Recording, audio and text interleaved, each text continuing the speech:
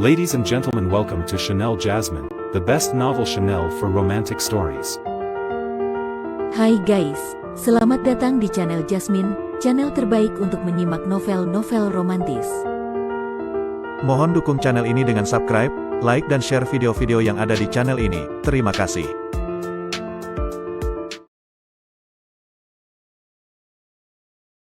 Kaisar Agung Seni Bela Diri bab 1268.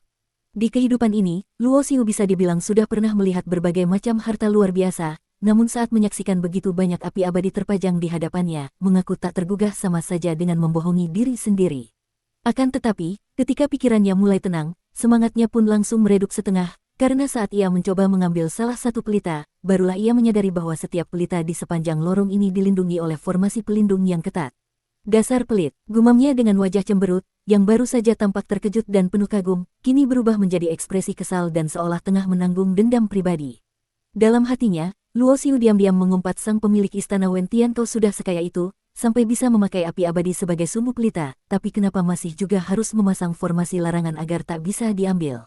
Ia tidak berani meremehkan formasi di sini, karena nalurinya dengan jelas memperingatkannya bahwa di sekitar pelita-pelita berisi api abadi ini, tersembunyi bahaya yang bahkan bisa mengancam nyawanya. Meski akhirnya tidak bisa membawa pergi satu pun api abadi itu, Luo Xiu tidak terlalu mempermasalahkannya, justru sebaliknya, ia mulai membayangkan jika api abadi yang setingkat penguasa Dao saja hanya digunakan sebagai lampu penerang jalan, maka harta macam apa lagi yang tersembunyi di dalam istana Wen Tian ini. Saat ini, Luo Xiu semakin yakin bahwa legenda tentang keberadaan seorang Xian Ren, tua makhluk abadi sejati di balik istana ini sangat mungkin benar adanya, sebab bahkan seorang penguasa Dao sejati pun rasanya tak akan sampai hati menggunakan api abadi semewah itu hanya sebagai sumbu pelita. Dengan menyebarkan kekuatan spiritualnya, Luo Xiu memastikan tidak ada bahaya di depan, lalu mulai melangkah menyusuri lorong gelap tersebut. Tak tahu sudah berjalan berapa lama, Luo Xiu hanya bisa terus menarik sudut bibirnya dengan getir, karena sepanjang jalan, ia telah menghitung lebih dari 100 api abadi menyala sebagai penerang. Tak lama kemudian, jangkauan indera spiritualnya menangkap sebuah ruangan di ujung lorong. Tak ada formasi pelindung yang terdeteksi di sekitar ruangan itu, dan ia pun dengan mudah memindai isi ruangan melalui kekuatan spiritualnya terlihat cukup banyak benda menarik. Luo Xiu segera melangkah cepat menuju ruangan tersebut. Walaupun sebelumnya ia sudah melihat isinya lewat kekuatan spiritual, tetap saja, ketika pintu ruangan itu terbuka, ia terdiam sejenak, terkesima oleh pemandangan yang ada di dalamnya. Ruangan itu bersih dan teratur. Di hadapannya ada sebuah meja kecil, di atasnya terletak 3 buah giok berisi informasi, lalu sebuah rak tempat sejumlah botol giok berisi pil, dan di samping rak itu ada sebuah panggung batu dengan sebuah alat sihir diletakkan di atasnya. Di sudut ruangan lain, terdapat tumpukan besar bahan-bahan langka berkualitas tinggi, semuanya adalah bahan sekelas penguasa Dao. Meskipun benda-benda ini sangat berharga, Luo Xiu belum terlalu membutuhkannya saat ini, sehingga yang paling membuatnya tertarik justru adalah sekumpulan bola Dao yang menumpuk di samping. Jumlah bola Dao ini jauh melebihi yang ia peroleh saat mengalahkan Patriark Sentian dahulu, bahkan jika ditambahkan dengan hasil yang ia dapat saat menjadi makhluk abadi dan membunuh penguasa Dao lain, jumlahnya tetap tak sebanding dengan yang ada di sini. Dari pengamatannya, bola Dao ini jumlahnya mencapai jutaan, masing-masing memancarkan energi murni yang membuat seluruh ruangan dipenuhi aura kekuatan murni yang melimpah. Namun Luo Xiu tidak gegabah, ia terlebih dahulu melangkah ke meja kecil dan mengambil giok yang berada paling kiri. Ternyata begitu, gumamnya setelah membaca isi giok itu. Ternyata, yang tercantum di dalamnya bukan teknik kultivasi Dao abadi, atau ilmu rahasia dewa apapun. Menurut informasi dalam giok itu, sang pemilik istana Wen Tian menempatkan warisannya di bagian paling dalam dari kompleks istana ini. Hal ini dikarenakan para kultivator di atas tingkat suprim umumnya sudah memiliki pemahaman yang cukup dalam terhadap Dao asal mereka dan jalur kultivasi mereka hampir sepenuhnya terbentuk, sehingga sulit untuk dibentuk ulang. Karena itulah, ia merancang formasi larangan di sini agar hanya kultivator di bawah tingkat suprim saja yang bisa memasukinya. Namun, para kultivator di tingkat 9 roda Kaisar Agung biasanya hanya bisa sampai di depan gerbang kehidupan dan kematian. Maka, sang pemilik istana meninggalkan 3 buah perintah abadi, benda yang memungkinkan siapapun yang memegangnya menembus semua larangan formasi dan memasuki bagian terdalam dari istana Wen Tian, melewati gerbang kehidupan dan kematian.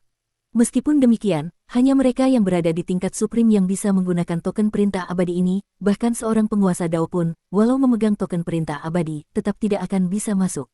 Dan seperti yang tertulis dalam giok itu, jika seseorang memilih memasuki gerbang kehidupan, maka mustahil baginya untuk memperoleh warisan sejati, paling jauh ia hanya akan memperoleh harta simbolik yang biasa-biasa saja. Hanya mereka yang cukup kuat dan berhasil menembus gerbang kematian yang bisa mendapatkan warisan dari pemilik istana Wentian yang bernama Tian Wen, seorang abadi langit. Dalam tingkatan Xian, terdapat 3 lapisan, makhluk abadi, abadi bumi, dan abadi langit. Abadi langit adalah yang tertinggi, hanya berada 1 tingkat di bawah Raja Abadi. Kelihatannya, penebas jiwa, Kumu, dan Qiang Tu punya keberuntungan besar, sayangnya kemampuan mereka kurang. Meski token perintah abadi hanya ada 3, namun bisa ditemukan oleh ketiganya merupakan bukti keberuntungan luar biasa. Sayang, dengan kemampuan mereka yang belum cukup, mustahil bagi mereka untuk menembus gerbang kematian. Ruangan tempat Luo Xiu berdiri sekarang adalah hadiah yang bisa diperoleh setelah menembus gerbang kematian, dan sebelum keberadaan token perintah abadi ini diketahui publik, kekuatan tertinggi yang bisa mencapai istana Wentian hanyalah puncak dari 9 roda kaisar besar. Namun, sepanjang sejarah yang tak berujung, belum pernah ada satupun kaisar 9 roda puncak yang berhasil menembus gerbang kematian, karena untuk bisa melakukannya, seseorang harus memiliki kekuatan setara tingkat suprim dan juga pertahanan yang mampu menahan serangan sekelas makhluk terkuat. Sejak berakhirnya era negeri abadi, para Xian atau makhluk abadi menghilang dari langit semesta, dan banyak warisan jalur abadi terputus, mungkin pada zaman kejayaan negeri abadi yang penuh dengan para ahli sehebat kabut tak bertepi itu, banyak jenius berbakat yang mampu menembus batas tersebut, tetapi sejak zaman Dayan, bahkan mereka yang berbakat untuk jalur abadi pun tak dapat mengembangkan potensinya secara penuh. Maka, selama kurun waktu panjang itu, Luo Xiu menjadi orang pertama yang berhasil menembus gerbang kematian. Meski begitu, menembus gerbang itu bukan berarti otomatis memperoleh warisan abadi langit bernama Tian Wen, sebab 2 giok yang tersisa bukanlah teknik kultivasi, melainkan 2 buah jurus istimewa tingkat abadi langit. Jurus-jurus tingkat abadi langit sudah tergolong sangat kuat meskipun Luo Xiu menguasai telapak Raja Abadi, yang dikategorikan sebagai jurus tingkat Raja Abadi. Kenyataannya jurus itu tidak utuh dan hanya hasil pemahamannya dari cetakan pada lonceng perunggu rusak di dunia Xian luar, sehingga kekuatannya hanya setara jurus tingkat makhluk abadi biasa. Selain itu, jurus Lian Su yang ia kuasai adalah jurus makhluk abadi, dan jurus Fei Xian, atau terbang abadi, barulah tergolong tingkat abadi bumi dengan susah payah. Satu-satunya jurus tingkat abadi langit yang dikuasainya hingga kini adalah 10 jurus Xian. Hanya saja jurus ini menguras tenaga sangat besar, bila dilancarkan, bisa meningkatkan kekuatan tempurnya secara luar biasa, namun jika dalam 15 menit belum mampu menyingkirkan lawan, kekuatannya sendiri akan habis terkuras. 2 jurus baru yang tercatat dalam giok adalah tombak pemecah langit Tian Wen dan segel pemusnah 5 unsur. Kelihatannya abadi langit Tian Wen ini menekuni jalur 5 unsur, gumam Luo Xiu. Berdasarkan 2 jurus itu, Luo Xiu menyimpulkan bahwa jalur utama kultivasi Tian Wen adalah 5 elemen. Namun karena jalur yang ia tempuh adalah Dewa Perubahan, yang dapat menampung segala jalan, maka ia tak terhambat untuk mempelajari jurus-jurus ini. Bila ia dapat meleburkan kedua jurus itu ke dalam Dewa Perubahan, maka tidak hanya ia mampu menguasainya, tetapi juga menyerap esensi jalur abadi dari dalamnya, membuat jalur Dewa Perubahan miliknya makin lengkap dan kuat. Menggabungkan kekuatan dari segala jalur, mencairkan ribuan hukum ke dalam satu tungku, itulah cara Luo Xiu memperkuat jalan Dewa Perubahan miliknya. Setelah menyimpan semua harta karun di dalam ruangan, Luo Xiu berjalan keluar perlahan. Di ujung lorong gelap itu, tampaklah sebuah tirai cahaya berwarna emas yang menghalangi jalan di depannya.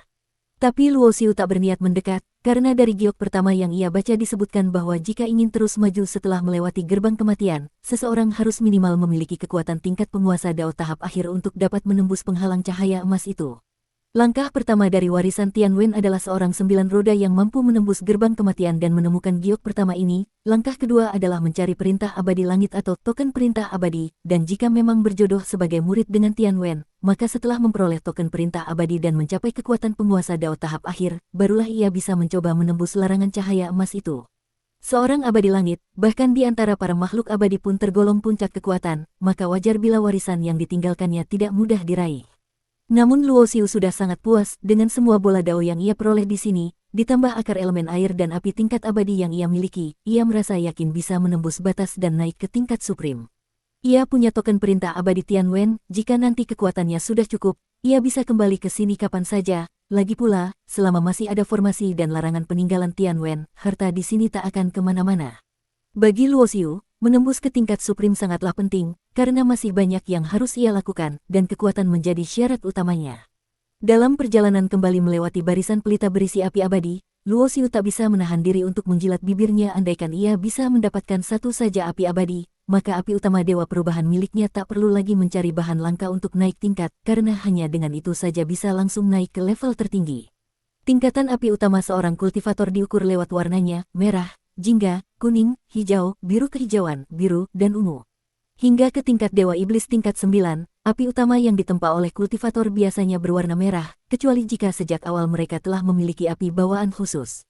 Jingga untuk Raja 5 roda, kuning untuk Kaisar 6 roda, hijau untuk Kaisar 7 roda, biru kehijauan untuk Kaisar 8 roda, biru untuk Kaisar 9 roda, dan ungu untuk tingkat Supreme. Bila api utama sudah sangat pekat berwarna ungu, maka ia akan berubah menjadi api hitam pada titik ini. Api itu telah mencapai tingkat tertinggi. Hanya dengan bantuan bahan langka langit dan bumi, ia dapat berevolusi lebih lanjut menjadi api Dao, yang disebut api Dao utama, atau api penguasa Dao. Namun api utama sangat berbeda dengan api bawaan alam semesta. Api bawaan biasanya langsung memiliki tingkat tetap sejak lahir, dan walau bisa berkembang, daya bentuknya jauh lebih rendah daripada api utama hasil tempaan sendiri. Contohnya, api Dewa Asura milik Luo Xiu sebelumnya merupakan hasil penggabungan dari beberapa jenis api, namun potensinya terbatas, paling tinggi hanya bisa mencapai api Kaisar 9 roda dan tidak cukup untuk menembus ke api Supreme, apalagi berevolusi jadi api Dao. Maka dari itu, Luo Xiu memilih untuk membentuk api utama sendiri, karena jika suatu saat ia menjabat di bumi dan api utamanya bisa berubah menjadi api abadi, maka ia akan mampu meramu pil abadi dan menempa senjata abadi sendiri. Manusia abadi Lian Su adalah salah satu contoh yang berhasil mengembangkan api utamanya menjadi api abadi, sehingga ia mampu memasukkan prinsip agung, Hong, ke dalamnya dan menciptakan jurus, Lian Su. Maka tak heran Luo Xiu begitu tergiur oleh api abadi itu, namun, ia sadar bahwa untuk saat ini, ia belum punya kekuatan untuk mendapatkannya. Bersambung.